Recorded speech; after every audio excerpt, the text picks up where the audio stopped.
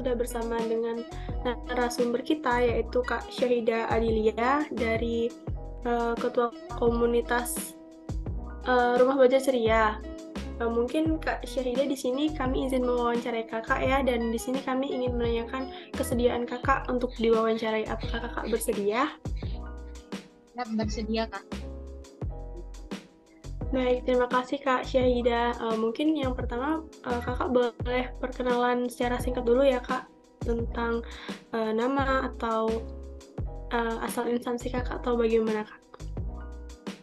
Oke, sebelumnya izin perkenalan. Jadi nama aku Syahida Aditya, biasa dipanggil Syahida.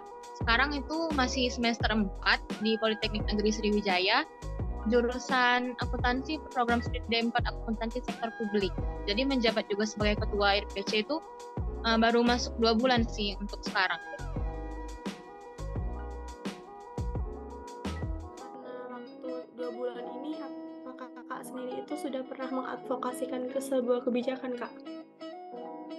Ya, sudah pernah Kak. Advokasi itu sendiri dilakukan dengan cara pemberian pembelajaran pendampingan akademik secara langsung pada adik-adik di Sungai Pedado yang notabene sekarang itu masih termasuk daerah marginal. Jadi pembelajaran itu dilakukan dengan pemberian materi baik secara akademik maupun non-akademik.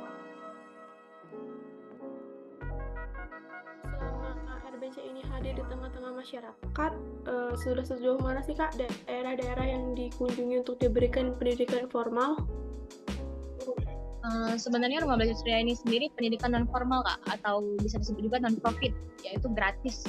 Jadi bagi adik-adik daerah sana kan memang masyarakat prasejahtera, dan pendidikan di sana itu memang kualitasnya belum termasuk yang terakreditasi baik gitu loh.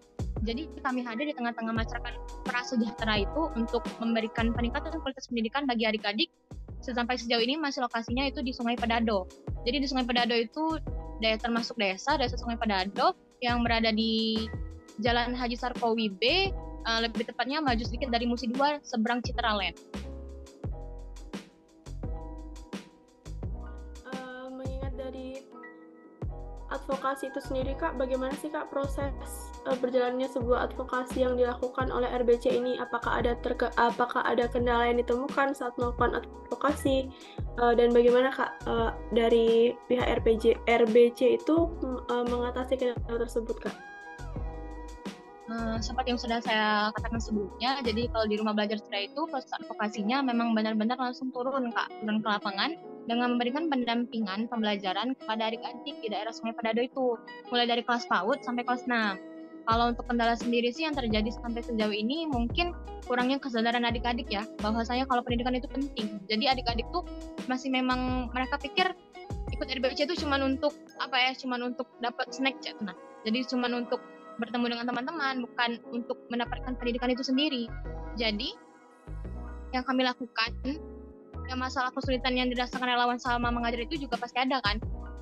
Memang juga rata-rata relawan RBC itu bukan pendidikan, jadi latar belakangnya tuh bercampur-campur. Kayak aku aja kan akuntansi tuh gitu, jadi tuh memang belum paham secara utuh sih gimana cara mengajar adik-adik dengan baik gitu sih Kak kalau untuk kendalanya.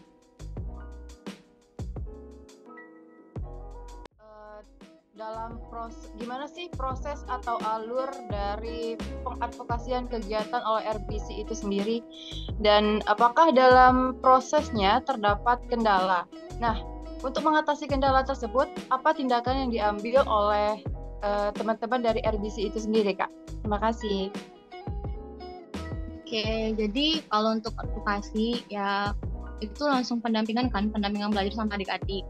Kami tuh jadi ngelakuin pembelajaran tuh setiap hari Kamis dan Minggu. Jadi itu dimulai dari jam 2 sampai asar, sampai jam 4. Dan advokasi yang kami lakukan itu dalam pembentukan memang pendampingan peningkatan kualitas pendidikan. Jadi kami memang benar-benar mengajarkan adik-adik dengan materi akademik, yaitu materi yang memang mereka pelajari ke sekolah. Jadi RBC itu sistemnya kayak les gitu loh Kak. Jadi kami itu memang membantu mereka dengan pelajaran mereka di sekolah. Jadi adik-adik yang memang ada PR itu kami bantu, ataupun memang mereka mengalami kesulitan dengan memahami pelajaran di sekolah, itu kami bantu juga. Dan kalau untuk masalah kesulitan atau kendala selama kami menyampaikan advokasi itu, ya yang seperti saya katakan tadi juga sebelumnya, bahwasanya kendala itu dirasakan adik-adik itu memang belum paham gitu loh betapa pentingnya pendidikan. Bukan cuma adik-adik, tapi memang daerah masyarakat di situ juga memang banyak yang masih belum paham tentang pendidikan itu sendiri, betapa pentingnya pendidikan itu. Jadi banyak kan mereka kan masih masyarakat prasejahtera gitu loh. Jadi anak-anak di sini tuh, anak-anak mereka lebih prefer untuk disuruh mencari uang dibanding belajar. Nah itu sih mungkin kendalanya. Jadi yang kami lakukan memang kami memberikan advokasi, memberikan pemahaman, dan membujuk mereka untuk belajar dan memberikan pemahaman dan kesadaran bahwasanya betapa pentingnya pendidikan itu sendiri ke mereka. Dan untuk meminimalisir kesalahpahaman antara orang tua yang lebih memilih anak-anaknya untuk disuruh mencari uang, kami memberikan juga yang namanya pemberdayaan masyarakat. Jadi masyarakat di sana juga dihadirkan dengan adanya hidroponik atau rumah jamur itu sendiri untuk meningkatkan kualitas ekonomi mereka juga. Makasih sebelumnya Kak Syahidah. Jadi ini yang mau aku tanyain itu terkait tentang SDGs. Karena ketika melihat beberapa postingan tentang RBC di Instagram itu kayaknya ada 2 poin SDGs deh. Nah, yang jadi perhatian yang pertama itu tentang kualitas pendidikan ya Kak. Karena RBC ini juga salah satu bentuk keorganisasian yang berfokus di bidang pendidikan gitu. Nah, yang diidentifikasi oleh RBC pada poin SDGs kualitas pendidikan di Indonesia ini apa sih Kak gitu? Dan upaya yang dilakukan oleh RBC untuk permasalahan yang diidentifikasi itu seperti apa? Kurang lebih seperti itu Kak. Terima kasih. Oke, baik, izin menjawab ya. Jadi RBC itu memang kami mengambil 2 poin SDGs. Yang pertama itu pendidikan berkualitas sama kemitraan atau kolaborasi kan di poin ke-13. Nah, jadi untuk poin keempat itu pendidikan berkualitas itu sendiri, salah satu berdirinya RBC itu adalah dengan terkait poin SDGs yang tadi kan, keempat yaitu pendidikan berkualitas. Jadi RBC itu hadir di tengah-tengah masyarakat prasejahtera sebagai bantuan dan advokasi itu sendiri dalam menyadarkan masyarakat betapa pentingnya ilmu dan pendidikan itu. Karena kualitas pendidikan di daerah masyarakat prasejahtera itu memang masih agak kurang. Dan perlu diketahui juga bahwasanya di daerah Pedado itu pendidikan formal itu hanya satu, cuma SD. SD pun ya belum terakreditasi baik, dan PAUD pun juga ada PAUD itu baru berdiri juga dari bantuan Satu Nama Indonesia sebagai PAUD formal, sekolah formal, yaitu PAUD gratis. Jadi adik-adik di sana memang tidak usah membayar kan untuk PAUD itu sendiri. Nah, karena itu juga RBC juga hadir kan sebagai bantuan pendidikan, peningkatan kualitas pendidikan bagi adik-adik di sana untuk melengkapi atau mencukupi kualitas pendidikan itu sendiri bagi mereka. Nah, untuk permasalahan yang dihadapi terkait dengan poin SDGs yang keempat ini, pendidikan berkualitas ini mungkin cenderung kepada minimnya numerasi adik-adik. Jadi adik-adik itu memang masih banyak yang belum bisa baca tulisan itu dengan baik, padahal umur mereka tuh sudah ada yang sudah kelas 4, kelas 6, tapi belum bisa baca gitu. Bahkan untuk abjad sendiri pun belum tahu. Nah, jadi untuk mengatasi hal itu, tim RBC kami mengadakan yang namanya kelas calistung untuk sekarang. Jadi kelas calistung itu memang diperuntukkan untuk adik-adik yang belum bisa baca tulisan itu dengan baik di umur yang sudah mencukupi untuk memahami itu. Nah, kelas calistung ini kami lakukan secara intensif selama 3 bulan bagi adik-adik yang sesuai sasaran tadi. Ini tuh. Nah, terkait masih dalam konteks SDGs Kak, kan ada satu lagi tuh yang Partnership for Goals. Nah, itu kalau secara penerapannya oleh RBC itu, apakah RBC sudah ada jalinan kemitraan dengan lembaga pemerintahan ataupun lembaga non-government yang lain gitu Kak? Kalau untuk lembaga pemerintahan itu sendiri sih pernah kolaborasi dengan Dinas Pemberdayaan Anak Kak. Waktu itu jadi Dinas Pemberdayaan Anak itu datang ke Rumah Belajar Ceria dan memberikan bantuan dengan mendatangkan perpustakaan keliling. Jadi adik-adik tuh disuruh membaca buku, dan di situ emang adik-adik tuh excited begitu untuk membaca buku di situ. Sejauh ini masih cuma hanya satu sih untuk lembaga pemerintah itu sendiri, Dinas Pemberdayaan Anak. Tapi kalau untuk kolaborasi dengan ormawa yang lain, organisasi lain yang memang non publik itu udah banyak sih Kak. Tapi untuk pemerintahan itu sejauh ini masih Dinas Pemberdayaan Anak.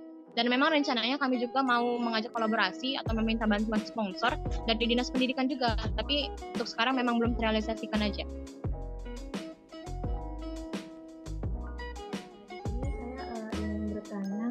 Biasanya itu ke pihak mana yang advokasi itu dilakukan, dan kemudian bagaimana respon dari pihak tersebut?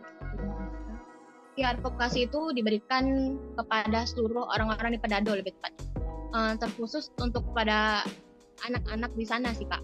Jadi advokasi dilakukan itu ke masyarakat yang di daerah Sungai Pedado, yang merupakan memang daerah marginal, yang masyarakatnya masih prasejahtera kan, dan memang minim kualitas pendidikan. Jadi advokasi itu diberikan bukan hanya kepada adik-adik di sana, tapi juga kepada ibu-ibunya, orang tuanya lebih tepatnya.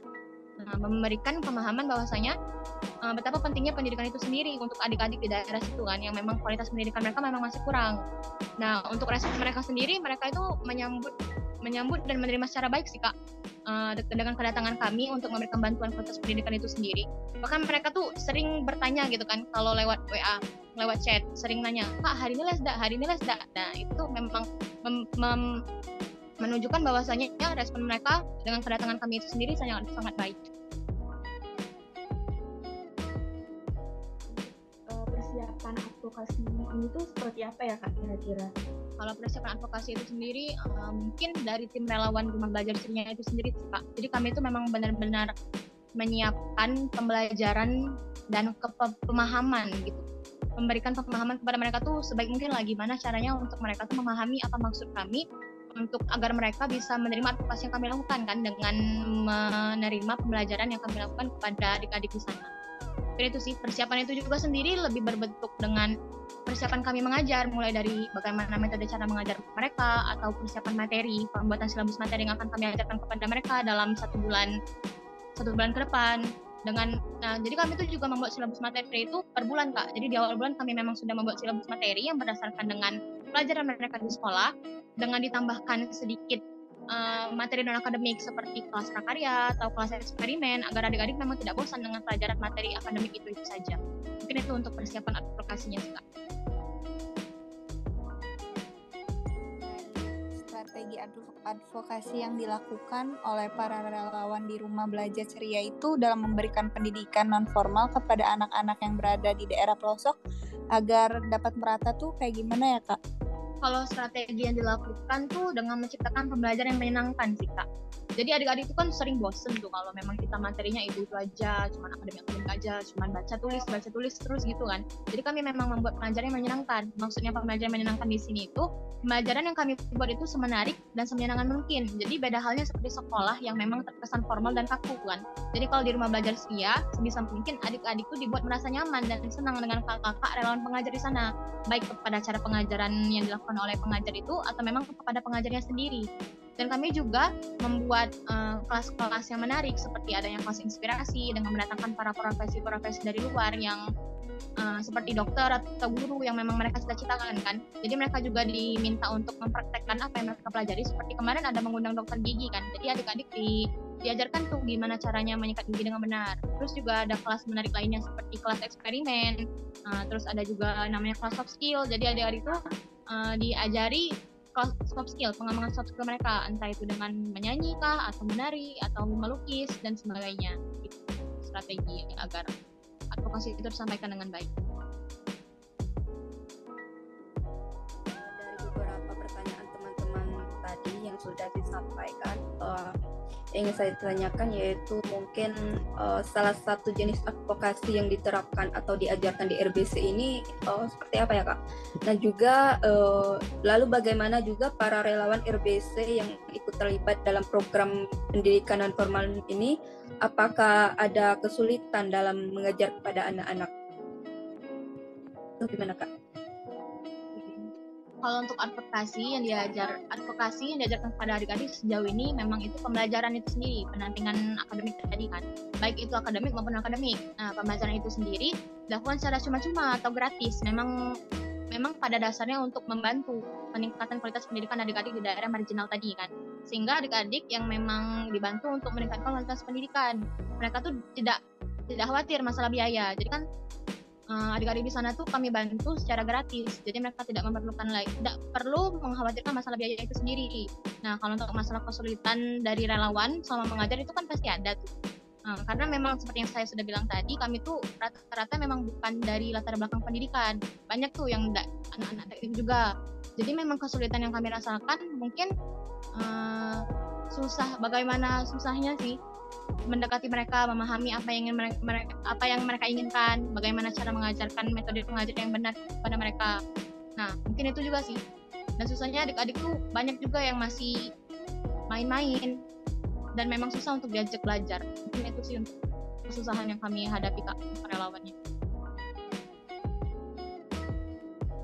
Selain dari pihak RBC, Rumah Belajar Ceria ini, siapa saja sih yang terlibat di kegiatan RBC saat memberikan pendidikan non formal tersebut, Kak? Oke, jadi perlu diketahui dulu kalau Rumah Belajar Ceria itu salah satu program pendidikan non-profit yang ada di Suatu Amal Indonesia. Jadi Lembaga Suatu Amal Indonesia itu menaungi beberapa program, salah satunya program pendidikan, dan di program pendidikan itu ada terbagi lagi jadi 3, yaitu Rumah Belajar Ceria itu sendiri, Sekolah Pinggiran Sriwijaya, sama Ruang Yatim Cerdas. Nah, untuk Rumah Belajar Ceria ini sendiri juga sebenarnya relawannya itu ngambil dari relawan Suatu Amal Indonesia, atau kami sering nyebutnya itu relawan Satu Bahu. Jadi selain, dan memang kami itu udah dibagi-bagikan job desk-nya, ada yang di Rumah Belajar Ceria, ada yang di Sekolah Pinggiran Sriwijaya, ada di Ruang Yatim Cerdas. Nah, selain dari Rumah Belajar Ceria itu sendiri, relawan-relawannya memang sering ikut relawan Satu Bahu yang lain, yang memang bukan program RBC tapi ikut mengajar. Nah, itu sih Kak, kalau untuk selain pihak RBC itu sendiri, relawan Satu Bahu yang lain, yang di luar program, yang ikut mengajar. Nah, selain itu juga sering ada melakukan kolaborasi kan dengan organisasi-organisasi luar, seperti waktu itu pernah ada anak Arsa kalau nggak salah, itu anak KI, Hubungan Internasional dari Unsri, organisasi mereka, terus juga ada anak teknik dari Polsri waktu itu beberapa kali datang ke RBC, dan mereka itu memang menjalankan program mereka kan. Nah, itu dengan cara juga ikut serta mengajar adik-adik di sana. Baik Kak, jadi kan tadi kan sudah ada permasalahan pendidikan Kak ya, yang mana pihak ini sudah pernah diadvokasikan juga. Proses advokasinya ini apakah dilakukan kayak pengkajian gitu Kak, melihat dari data permasalahannya, cara penggalian data-datanya untuk proses pengadvokasian ini bagaimana Kak? Kami memang menghadirkan RBC ini sendiri juga karena melihat data-data dulu sih Kak, asesmen dulu kan di daerah sana. Memang ternyata pendidikan formal di sana itu memang cuma 1, dan mereka itu sulit gitu akses untuk pendidikan itu sendiri. Untuk keluar dari daerah sana kan, mereka itu kan terbatasi oleh sungai Pedado. Nah, jadi mereka tuh untuk pendidikan formalnya itu tahan untuk naik perahu dulu untuk bisa sampai ke sekolah itu. Maka dari itu kami karena melihat permasalahan itu sendiri, maka kami menghadirkan Rumah Belajar Ceria itu untuk membantu peningkatan kualitas pendidikan adik-adik di sana. Dan memang berdasarkan data gitu Kak. Jadi memang kami itu melihat kemampuan adik-adik berkelas gitu loh, dari kelas PAUD sampai ke kelas 6 kan, gimana cara belajar mereka, dan memang ternyata berdasarkan data yang sudah kami asesmen itu, ternyata memang adik-adik di sana memang masih kurang gitu dalam hal pendidikan akademik, mereka masih kurang memahami, terutama juga dibaca, tulis, dan hitung, mereka masih banyak yang kurang. Kalau boleh tahu Kak, kemarin itu mencari data, melihat datanya itu bagaimana Kak? Atau survei langsung, observasi, atau melihat data-data dari mana gitu Kak? Itu dilakukan dengan asesmen sih Kak, memang secara turun langsung pada daerah. Sebenarnya Rumah Belajar Ceria ini sendiri sudah didirikan sejak 2014 Kak, jadi sudah 9 tahun sekarang. Dan memang mau ulang tahun bentar lagi di tanggal 16 Maret kan. Nah, itu tuh dulu para petinggi seperti Kak Evan, udah Fajar, Kak Indra yang udah menciptakan Rumah Belajar Ceria itu dulu. Mereka mendirikan Rumah Belajar Ceria ini sendiri ya berdasarkan data, berdasarkan observasi Kak. Jadi turun langsung ke lapangan. Ketika kan Citraland itu daerah memang yang tempat orang-orang kaya gitu kan. Terus di seberangnya ternyata ada terjadi ketimpangan, terjadi kesenjangan sosial. Masuk ke daerah Sungai Pedado itu ternyata memang adik-adik di sana memang masih kurang dalam pendidikannya. Bukan hanya adik-adik, tapi memang ternyata masyarakatnya masih kurang sejahtera. Nah, jadi dihadirkanlah Rumah Belajar Ceria itu sendiri untuk membantu peningkatan kualitas pendidikan adik-adik di sana. Dan memang juga dilakukan pemberdayaan masyarakat. Jadi dulu itu ada yang namanya rumah jamur Kak di sana sama hidroponik, dan memang itu tuh untuk membantu pemberdayaan masyarakat di sana yang kualitas ekonominya juga masih rendah. Terima kasih Kak Syahida atas kesediaannya untuk waktunya juga di tengah-tengah kesibukannya. Semoga RBC bisa melaksanakan program kerja yang bisa berdampak kepada masyarakat secara lebih luas lagi. Terima kasih Kak Syahida. Mungkin teman-teman wawancaranya saya tutup sampai di sini ya Kak. Saya akhiri, wassalamualaikum warahmatullahi wabarakatuh. Terima kasih ya Kak.